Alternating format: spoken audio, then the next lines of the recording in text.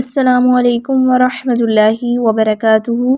اللہ تعالیٰ سے دعا ہے کہ ہمیں صحت اور ایمان کی بہترین حالتوں میں رکھے اور ہم سے راضی ہو جائے، آمین یا رب العالمین۔ اعوذ باللہ من الشیطان الرجیم، بسم اللہ الرحمن الرحیم، رب اشرح لی صدری وَيَسِّرْ لِي أَمْرِي وَاحْلُلْ عُقْدَةً مِّن لِّسَانِي يَفْقَهُوا قَوْلِي رَبِّ زِدْنِی عِلْمًا، آمین۔ آج ہم پڑھیں گے حمزہ کی اقسام کے بارے میں۔ ہم دیکھیں گے کہ حمزہ کی کتنی قسمیں ہیں اور کون کون سی ہیں۔ تو چلیں آئے شروع کرتے ہیں ہم اپنا آج کا ٹاپک۔ تو حمزہ کی دو قسمیں ہیں، ایک حمزہ اصلی اور ایک حمزہ زائدہ، ٹھیک ہے، ایک حمزہ اصلی اور ایک حمزہ زائدہ۔ اب حمزہ اصلی کیا ہے؟ حمزہ اصلی وہ حمزہ ہوتا ہے جو روٹ ورڈ کا حصہ ہو، ٹھیک ہے، یہ ایک گرامر کا ٹاپک ہے، ٹھیک ہے۔ روٹ ورڈ بیسیکلی کیا ہوتا ہے میں آپ کو بتا دیتی ہوں کہ عربک میں جو بھی لفظ ہم پڑھے ہوتے ہیں وہ 3 حروف سے مل کر بنتا ہے، اور وہ جو 3 حروف ہوتے ہیں وہ اس لفظ کا روٹ ورڈ ہوتے ہیں۔ جیسے مثال کے طور پہ سورہ بقرہ میں ہے ذالک الکتاب لا ریب فیہ، کتاب کس سے مل کے بنا ہے؟ کاف تا اور با سے۔ ریبہ کس سے مل کے بننا ہے؟ را یا اور با سے۔ اس سے پھر اور بھی اس طرح ایک روٹ ورڈ سے کئی لفظ بھی نکل آتے ہیں، یہ بیسیکلی روٹ ورڈ ہوتا ہے۔ اب حمزہ اصلی وہ حمزہ ہے جو روٹ ورڈ کا حصہ ہو، ٹھیک ہے، اور حمزہ زائدہ جو ہے یہ وہ حصہ ہے جو روٹ ورڈ کا حصہ نہ ہو، ٹھیک ہے۔ حمزہ اصلی کیا ہے؟ جو روٹ ورڈ کا حصہ ہو، اور حمزہ زائدہ کیا ہے؟ جو روٹ ورڈ کا حصہ نہ ہو۔ اب حمزہ زائدہ کی 2 قسمیں ہوتی ہیں، کون کون سی؟ ایک حمزہ وصلی ہوتا ہے اور ایک حمزہ قطعی ہوتا ہے، ٹھیک ہے، ایک حمزہ وصلی اور ایک حمزہ قطعی۔ تو چلیے پہلے ہم حمزہ وصلی کو ڈسکس کر لیتے ہیں کہ وہ کیا ہوتا ہے۔ تو حمزہ وصلی وہ حمزہ ہوتا ہے جو ابتدائی کلام میں تو ثابت رہے لیکن وسط کلام میں حذف ہو جائے، یعنی اگر کہیں پہ اللہ تعالیٰ ہم سے کوئی بات فرما رہے ہیں، کلام کر رہے ہیں، تو اس کے شروع میں تو وہ حمزہ جو ہے وہ قائم رہے، لیکن اگر کہیں درمیان میں وہ حمزہ وصلی آ جائے تو وہ حذف ہو جائے، وہ نہ پڑھا جائے، اس کو ہم کہیں گے کہ یہ حمزہ وصلی ہے، ٹھیک ہے۔ اس کی مثال اگر میں دوں آپ کو تو جیسے دیکھیں الحمدللہ رب العالمین۔ اب اس میں دیکھیں ایک حمزہ بالکل سٹارٹ میں ہے الحمد، یہ کیا ہے؟ یہ کلام کا سٹارٹ ہے، اس کا ابتدا ہے الحمد، تو یہاں پہ حمزہ کیا ہم پڑھ رہے ہیں، حمزہ پڑھا جا رہا ہے۔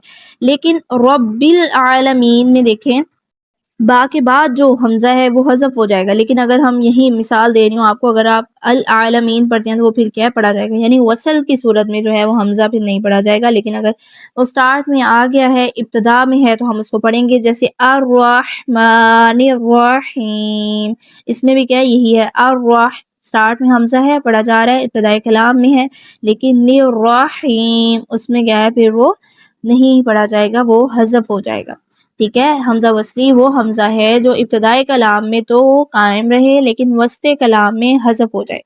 اب آگے چلتے ہیں، آگے ہمارے پاس ہے حمزہ قطعی۔ وہ کیا ہوتا ہے کہ جو ابتدائی کلام اور وسط کلام میں حذف نہ ہو، ہمیشہ پڑھا جائے، یعنی کلام کی ابتدا میں بھی وہ قائم رہے اور درمیان میں کہیں پہ آ گیا تو وہاں پہ بھی وہ قائم رہے، کہیں پہ بھی حذف نہ ہو، نہ تو سٹارٹ میں اور نہ ہی کہیں سینٹر میں۔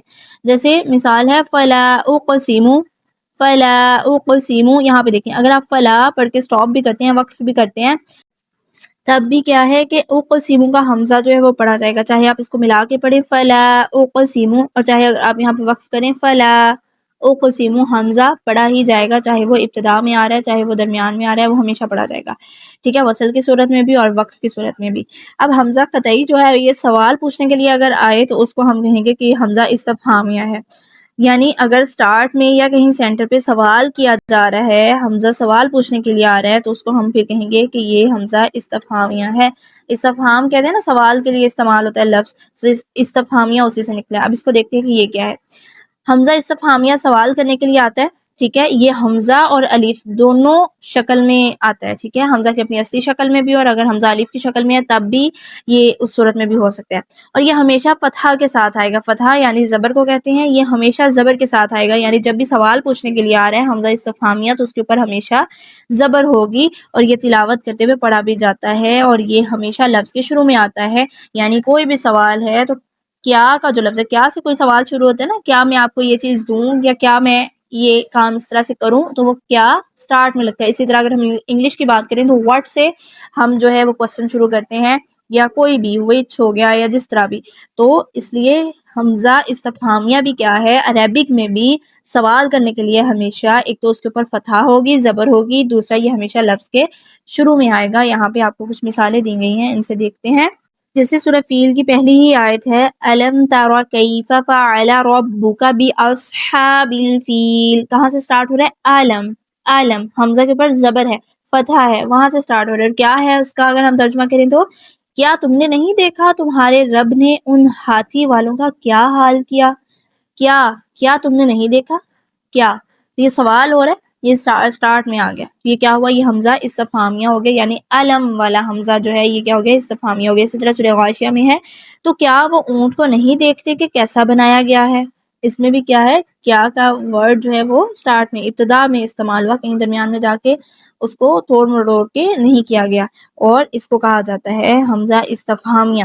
امید کرتی ہوں آپ کو آج کا ٹاپک سمجھ آیا ہوگا, لیکن اگر آپ کو کوئی بات سمجھ نہیں آئی تو آپ ہمیں کامنٹ کر سکتے ہیں, ہم انشاءاللہ آپ کی کیوری سالو کریں گے. اگلے سبق تک دیجیے اجازت, اپنا بہت خیال رکھیے گا, ہمیں دعاؤں میں یاد رکھیے گا. دعا پڑھ لیتے ہیں اختتام کی. ربنا تقبل منا انك انت السميع العليم وتب علينا انك انت التواب الرحيم. السلام علیکم ورحمۃ اللہ وبرکاتہ.